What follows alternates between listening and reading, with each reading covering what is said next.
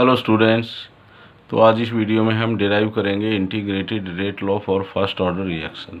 तो किस तरह से हम डिराइव करते हैं integrated rate law for first order reaction.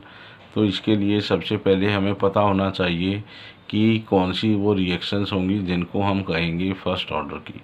तो फर्स्ट ऑर्डर रिएक्शन वो रिएक्शन होंगी जिनकी रेट डिपेंड करेगी single concentration term of any reactant. So those chemical reactions whose rate of reaction depends on only one concentration term of reactant, all those reactions are of first order reaction. तो इस equation को derive करने के लिए हमें एक chemical equation consider करनी होगी जो फर्स्ट ऑर्डर की होगी। So let us consider a reaction of first order in which the reactants A R converted into products. और ये केमिकल रिएक्शन है फर्स्ट ऑर्डर की। तो जब हम इस केमिकल इक्वेशन के लिए रेट लॉ एक्सप्रेशन लिखेंगे तो जिससे हम इस केमिकल रिएक्शन की रेट को रिप्रेजेंट करेंगे तो वो क्या रहेगी mathematical expression, rate is directly proportional to molar concentration of reactant A raise to power 1। तो जो यहाँ हमने पावर 1 इंडिकेट की है इस कंसंट्रेशन ऑफ रिएक्टेंट ए की, वो रिप्रेजेंट करती है कि जो ये केमिकल रिएक्शन है वो फर्स्ट ऑर्डर की होगी।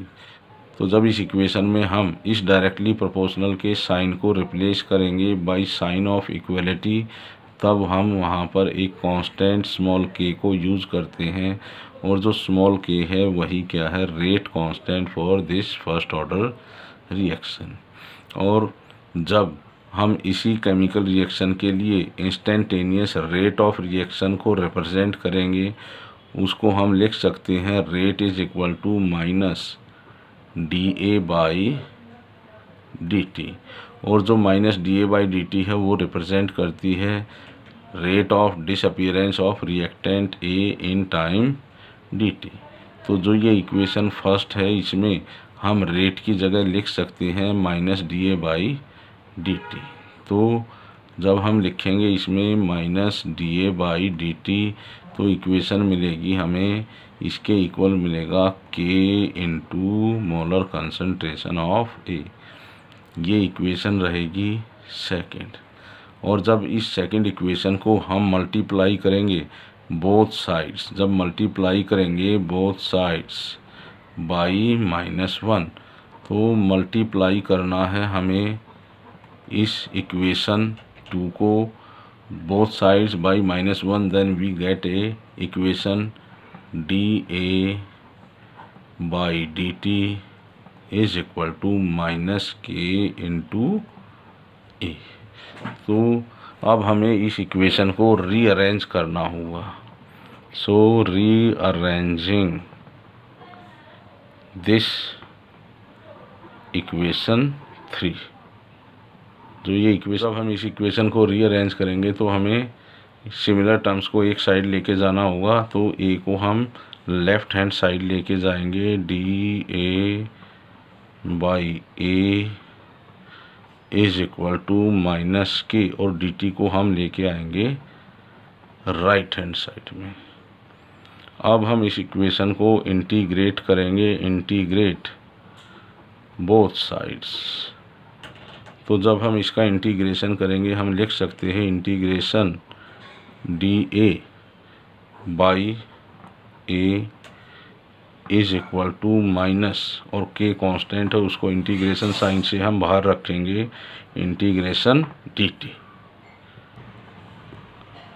और जब इस इक्वेशन को हम सॉल्व करेंगे, सॉल्व करने से हमें मिलेगा natural logarithm of A is equal to minus K, और डी टी का इंटीग्रेशन करने से हमें मिलता है टी, और इसके साथ साथ हम ऐड कर देंगे इंटीग्रेशन कांस्टेंट आई, क्योंकि यहाँ जो हमने इंटीग्रेशन किया है इस इक्वेशन का वो किया है विदाउट लिमिट्स। तो यहाँ जो आई है, आई क्या है, integration constant, and this equation is number 4। तो इस इक्वेशन नंबर 4 में जो इंटीग्रेशन कांस्टेंट आई है उसकी वैल्यू को हम फाइंड आउट करेंगे जब इस फोर्थ इक्वेशन के लिए हम कुछ कंडीशंस अप्लाई करेंगे। तो क्या कंडीशंस रहेंगी वो, when t is equal to 0 then a is equal to a naught. It means जब टाइम 0 रहेगा, it means not a single reactant is converted into product then the concentration left of reactant A becomes equal to initial molar concentration of reactant. तो A naught represent करेगी initial concentration को when T is equal to 0, और ये represent करेगी concentration of reactant after time t। तो इसी equation में हम इन कंडीशन को अप्लाई करेंगे। तो नेचुरल लॉगरिथम a की जगह हम लिख सकते हैं a नॉट, और माइनस के t की जगह लिख सकते हैं 0 प्लस i। तो यहाँ से हमें इंटीग्रेशन कांस्टेंट की वैल्यू मिल जाती है i की, और वो रहेगी natural logarithm of a not. तो इसी i की वैल्यू को हम इस इक्वेशन नंबर 4 में सब्स्टिट्यूट करेंगे। तो natural logarithm of a is equal to minus k t plus natural logarithm of a naught. ये इक्वेशन है नंबर 5। और जब हम इस इक्वेशन नंबर 5 को रीअरेंज करेंगे कि सिमिलर टर्म को हम एक साइड लेके जाएंगे, तो के टी को हम लेके जाएंगे लेफ़्ट हैंड साइड में, तो हो जाएगा प्लस के टी, और नेचुरल लॉगरिथम ऑफ ए को लेफ़्ट हैंड साइड में लेके आएंगे natural logarithm of a naught minus natural logarithm of a. तो इसको हम लिख सकते हैं जैसे log m minus log n, उसको लिख सकते हैं हम लॉग m बाई n। तो इसको भी हम लिख सकते हैं natural logarithm of a naught divided by a. Equation मिलेगी k is equal to 1 by t natural logarithm of a naught divided by a. तो इस इक्वेशन में जब हम नेचुरल लॉगरिथम को कन्वर्ट करेंगे इनटू लॉग बेस 10, तो हम लिख सकते हैं natural logarithm is equal to 2.303 log base 10। तो इस नेचुरल लॉगरिथम की जगह हम लिखेंगे लॉग बेस 10। तो इक्वेशन हमें मिलेगी 2.303 by t log base 10 a naught by a. तो ये वो इक्वेशन है जिसकी हेल्प से हम उस फर्स्ट ऑर्डर रिएक्शन की रेट कांस्टेंट को कैलकुलेट कर सकते हैं। तो इस इक्वेशन की हेल्प से हम कोई भी फर्स्ट ऑर्डर रिएक्शन हो उसकी रेट कांस्टेंट की वैल्यू को हम कैलकुलेट कर सकते हैं। अब इसी इक्वेशन का यूज़ करेंगे हम इस फर्स्ट ऑर्डर रिएक्शन की हाफ लाइफ पीरियड को कैलकुलेट करने के लिए। तो जो हाफ लाइफ पीरियड होगी उसको हम रिप्रेजेंट करते हैं बाई T1/2। किस तरह से इसी इक्वेशन का यूज़ करेंगे हम उस इक्वेशन को डिराइव करने के लिए for half life period of first order reaction. तो कुछ कंडीशन अप्लाई करेंगे हम इस इक्वेशन में। When T is equal to T1/2 then जो molar concentration of reactant left after time t रहेगी वो हो जाएगी half of initial concentration of reactant A। So when t becomes equal to T1/2, तो उस रिएक्टेंट की concentration भी half हो जाएगी उस रिएक्टेंट की इनिशियल मोलर कंसंट्रेशन की। तो इसी कंडीशन को अप्लाई करेंगे हम इस इक्वेशन में। तो k is equal to 2.303 divided by t की जगह लिखेंगे हम T1/2 और लॉग a नॉट, और a की जगह लिखेंगे हम a नॉट बाई 2। तो क्या रहेगी वो equation 2.303 divided by T1/2 log a not by A not into 2। तो यहाँ ए नॉट से ए नॉट कैंसिल हो जाएगा और हमें इक्वेशन मिलेगी k is equal to 2.303 T1/2 log 2।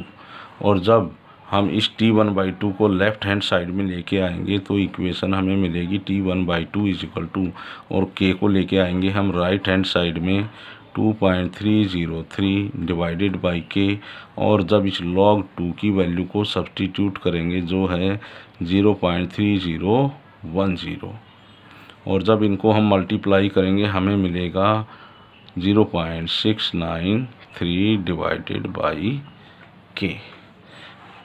तो जो फाइनल इक्वेशन हमें मिलेगी हाफ लाइफ पीरियड के लिए वो क्या रहेगी, T1/2 is equal to 0.693 divided by k।